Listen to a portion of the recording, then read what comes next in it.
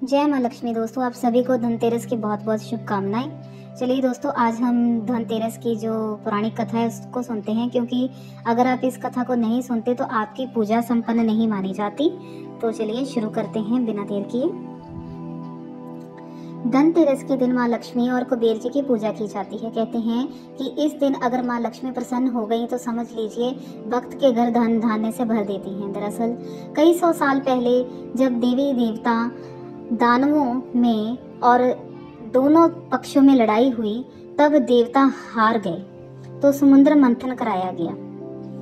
समुद्र मंथन के दौरान बहुत कुछ निकला जो कि आपस में बांट लिया गया। बाद में हाथ में अमृत कलश लिए एक भगवान धन्वंतरी निकले।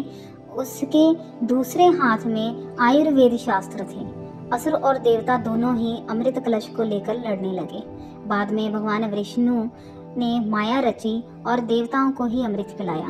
धनतेरस को लेकर कई पौराणिक कथाएं मानी जाती हैं। उसमें से ये दो कथाएं बहुत ही महत्वपूर्ण और पौराणिक मानी जाती हैं। चलिए पहली कथा सुनते हैं।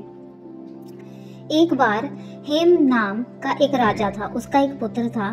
जब बालक की बाल अवस्था थी तो तब उसकी कुंडली ज्योतिषों ने बनाई थी। बालक के विवाह जिस दिन होगा उसी दिन 4 दिन के बाद उसकी मृत्यु हो जाएगी। तो यह ज्योतिष शास्त्रों के द्वारा उनकी भविष्यवाणी की गई थी। राजा इस बात को जानकर बहुत ही दुखी हो गया और राजकुमार को ऐसी जगह भेज दिया जहां उसे कोई भी लड़की दिखाई ना दे। लेकिन एक बार एक राजकुमारी उधर से गुजर रही थी तो दोनों एक दूसरे को देखकर बहुत ही मोहित हो गए और उन्होंने गंधर्व विवाह कर लिया। विवाह के बाद ठीक वैसा ही हुआ जैसे ज्योतिषों ने बताया था। 4 दिन बाद यमदूत उस राजकुमार के प्राण लेने पहुंच गए। जब यमदूत उसको ले जा रहे थे तो उसकी पत्नी बहुत ही ज्यादा विलाप करने लगी। लेकिन यमदूतों को अपना काम तो करना ही था। नवविवाह के विलाप को सुनकर यमदूतों का दिल बहुत ही ज्यादा पिघल गया। उनको उसकी ऐसी स्थिति देखकर बहुत ही कष्ट हुआ तो बोले, हे यमराज, कोई ऐसा उपाय नहीं है जिससे मनुष्य अल्प मृत्यु से मुक्त हो जाए? यमदेवता बोले, हे दूत, अकाल मृत्यु को कर्म की गति है। इससे मुक्ति का एक ही आसान तरीका है। मैं तुम्हें बताता हूँ, तुम सुनो।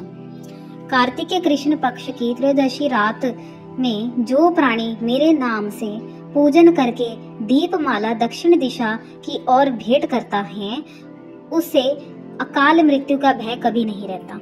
यही कारण है कि लोग इस दिन घर के बाहर दक्षिण दिशा की ओर दीपक जलाकर रखते हैं और जो यम देवता हैं उनके मंत्र का जाप करते हैं। चलिए दोस्तों, हम जो दूसरी कथा है उसको सुनते हैं। एक बार माँ लक्ष्मी माँ भगवान विष्णु के साथ विचरित कर रही थी और वह इधर उधर घूम रही थी। एक जगह पर भगवान ने लक्ष्मी माँ को कहा कि आप यहीं रुकें और जब तक मैं वापस ना आऊं आप यहीं रहना। माँ लक्ष्मी का मन बहुत व्याकुल हो गया और वह भी भगवान विष्णु के पीछे पीछे दक्षिण दिशा की ओर जाने लगी। आगे जाकर सरसों के खेत आ गए। खेतों में लहराती सरसों बहुत ही सुंदर लग रही थी। लक्ष्मी माँ ने एक फूल तोड़ा और श्रृंगार किया। आगे जाकर वह गन्ने के खेत में पहुंच गई। थोड़े से गन्ने उन्होंने ले लिए और उसके मीठे रस का आनंद लेने लगी। तभी भगवान विष्णु वहां आ गए और माँ लक्ष्मी से नाराज हो गए। भगवान विष्णु ने कहा कि उन्हें किसान के खेत में चोरी की है और अब इन्हें 12 साल तक किसान की सेवा करनी होगी। तब माँ लक्ष्मी गरीब किसान के घर पहुंची और वह वहीं रहने लगी।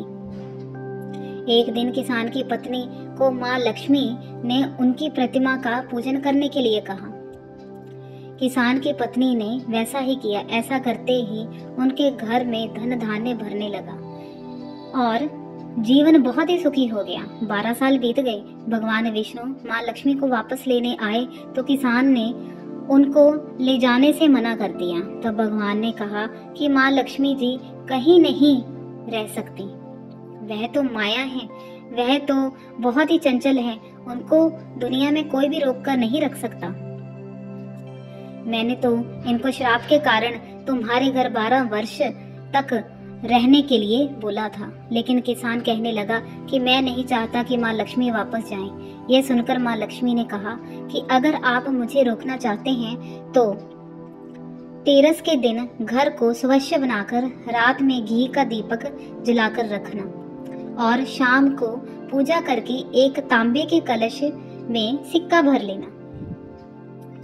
इस कलश में मैं साक्षात खुद निवास करूंगी पर तुम्हें दिखूंगी नहीं।